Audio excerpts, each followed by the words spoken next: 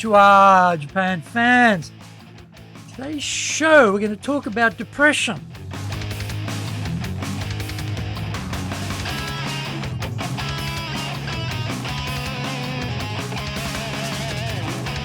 Eigo desu.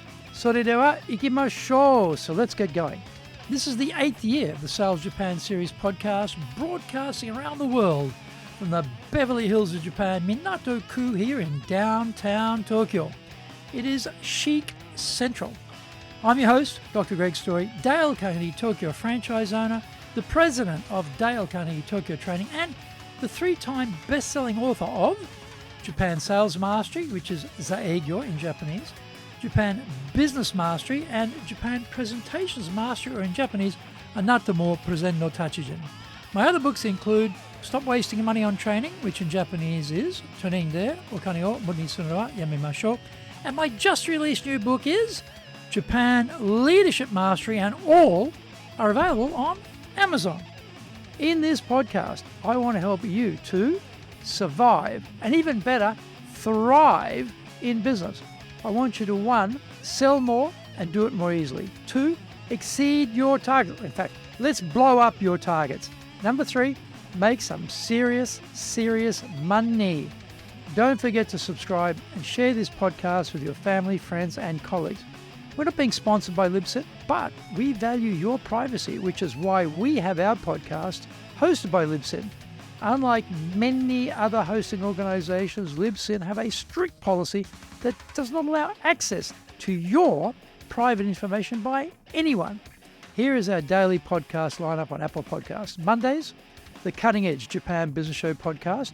Tuesday, the Presentations Japan series. And every second Tuesday, the Business Tachijin no Oshie Show. Wednesdays, the Sales Japan series. Thursdays, the Leadership Japan series. And every second Thursday, the Business Pro Podcast Show. Fridays, the Japan Business Mastery Show podcast. Saturdays, Japan's top business interviews. Now, this is episode number 390. Today we're talking about sales can be depressing in Japan. I am having a bad run in sales at the moment, and it is depressing. I am a constant networker, attending events to meet potential clients. The leads we get to our website go to my sales team, and so I have to hustle and get out there and make it happen. I do that, and I follow up with the prospects to try to get a meeting or at least an introduction to a decision maker. Like everyone else, I get ghosted a lot of the time, but that doesn't prevent me from following up again and again until there is no more point. I actually cannot recall anyone ever criticizing me for my following up activities. If they ever did, I have my riposte ready to go. Would you like to hear it? Here we go. Yes, you are correct. I do keep following up with potential clients. Your organization has salespeople too. And wouldn't you expect them to be following up with potential clients for your company's growth and development? Well, that is what we do. And by the way, we teach sales and equip your salespeople to be better at the follow-up to win more business. Isn't that something your organization would value? Amongst clients I've been able to visit, there are the seeds of some potential training for them. This takes time, and often they tell me to wait a little until they are ready to go. Naturally, I take note of that and get back to them later to check in. I've had some clients on that cycle for over a year now. It is very depressing, though, when they get back to you after you have followed up and say, "We're doing nothing this year and won't be spending anything on training until 2025. When you get one of these, it is bad. But lately, I'm getting a number of these, one after another. It is also leavened with this refrain: our headquarters has put a freeze on hiring and training for the foreseeable future. Ouch! What do we do when we get slammed with these rejections and delays? If they come at reasonable intervals, it is one thing to deal with them. However, when you're pushing hard on the follow-up, You are lifting rocks to find poisonous spiders, centipedes, and scorpions, and have to deal with the product of your tenacity. I've been getting failures day after day for over a week now, and I'm constantly tasting the bitter ashes of defeat. Find out more when we come back from the break.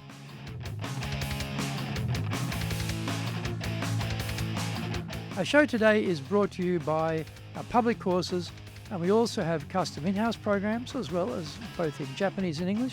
We do classes in our super safe classroom and we do them live online. The show is being brought to you today by, on the 11th of July, our Dale Carnegie course. That's the 3-day version. On the 24th of August, we'll run the Dale Carnegie course 12-week version. Our website is www.dale-carnegie.co.jp. Email me at greg.story@dalecarnegie.com. If you like learning by watching videos, then we have over 2,300 there for you at Tokyo, Japan, Dale Carnegie TV on YouTube. We release 3 shows every week on YouTube. The Cutting Edge Japan Business Show, that's the premier business show in Japan, every Monday Tokyo time. Fridays we have the Japan Business Mastery Show, and on Saturdays we release Japan's top business interviews, where I interview leaders from SMEs right up to the corporate captains of industry on one topic, leading in Japan. Now, every second Thursday, we release the Business Pro Television Show. Don't forget to grab my business best-selling books on Japan on Amazon. Japan Sales Mastery, which is Saegyo in Japanese, Japan Business Mastery, and Japan Presentations Mastery, or in Japanese, Anata mo Presen no Tachijin. My other books include Stop Wasting Money on Training, which in Japanese is Training de Okane o Muda ni suru no wa yamemashou, and my just released new book is Japan Leadership Mastery, and all are available on Amazon. Welcome back. In this situation, we forget about our previous successes and abilities and focus on our current emasculation and inertia. This is dangerous because what we think determines our future success. We need to switch our mindset to the positive. It is a good idea to call past clients at this point, especially those happy clients, and ask how things are going. For a start, they are going to take your call and will be happy to speak with you because you've built the trust and provided value. It also reminds them that you are here. We tend to make a sale and then move on to the next sale and forget about keeping in touch with satisfied clients. There's a slight chance that they have a new need and bingo, we call them and this triggers some action on their part. At the least, it changes our mood to something more positive than the depression we are feeling about getting no new sales. Nana korobi ya oki is a Japanese saying I like, which means fall down 7 times, get up 8. It's a bit like that advice to the cowboy who gets thrown from a bucking bronco to get back in the saddle immediately. This is important because if we think about it too much, we will talk ourselves out of getting back in the sales saddle. So, get out there and attend networking events, call prospects, and try to get a meeting. Call past clients and stir the embers of a possible deal. Dwelling on the failure component of what we do in sales will take us nowhere. We have to be positive and get on the front foot all the time, no matter how hard we're being driven down and pushed back. There is a success psychology in sales. It is based around self-belief. When that wall cracks and crumbles, there is no going back and people drop out, never to return to sales. Don't be one of them. Thank you for joining the Sales Japan series. If you found the program useful, then please work on your karma and share this with your family, friends, and colleagues. Don't forget to subscribe and share this podcast. Immediately apply what you've learned. Go out there and survive. Use it and make some serious money. Bucks.